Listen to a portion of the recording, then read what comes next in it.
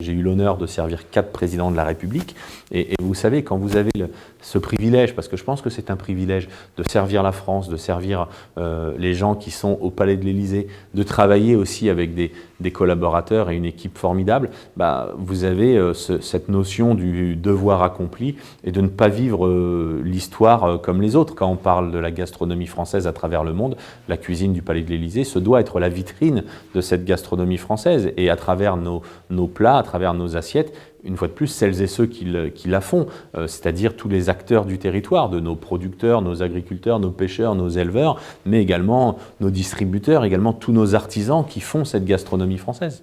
Je ne peux pas vous dire quand est-ce que j'ai voulu faire de la cuisine parce que j'ai toujours voulu faire de la cuisine. J'ai une photo où on doit se déguiser dans le métier que l'on veut faire plus tard. J'ai 3 ans, on est en grande section de maternelle et au milieu des cow-boys et des pompiers et des princesses, il y a un cuisinier, c'est moi. Mon père, ancien militaire, 17 ans de Légion étrangère, d'origine espagnole, né en Espagne, rencontre ma mère à la fin de l'armée à Paris et c'est là que j'arrive.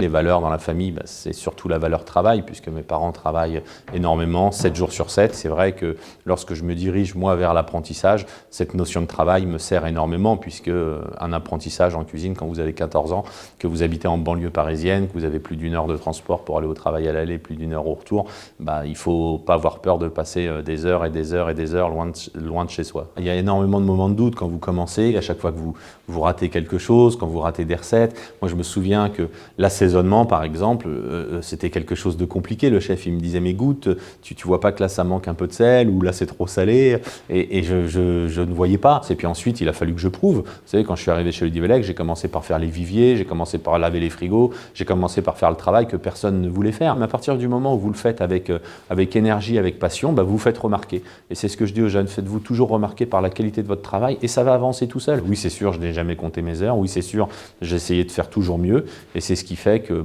quand je dois partir faire mon service militaire, Jacques Le Divelec me propose de passer dans les cuisines du Palais de l'Élysée.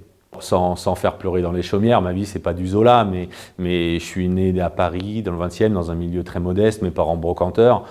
Brocanteur, c'est pas antiquaire, hein. Brocanteur, on fait beaucoup les poubelles pour trouver ce qu'on va vendre, on fait des débarras, c'est énormément de travail. Et quand j'ai eu la chance, parce que je pense une fois de plus que c'est une chance, de sortir d'un certain milieu et de pouvoir travailler et manger à ma faim, et surtout, vous savez, moi j'ai pris l'avion la première fois de ma vie, j'avais 20 ans, et j'ai eu la chance depuis, grâce à ce métier, de faire quasiment le tour du monde.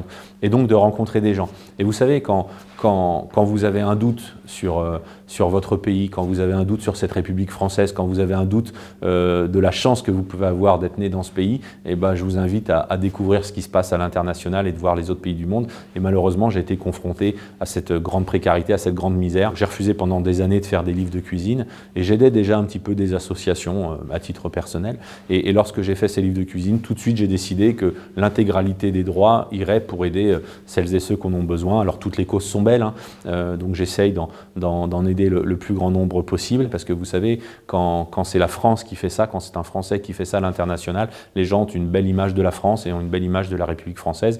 Et la République française, c'est pas juste des mots, c'est également des actes et des valeurs qui vont avec.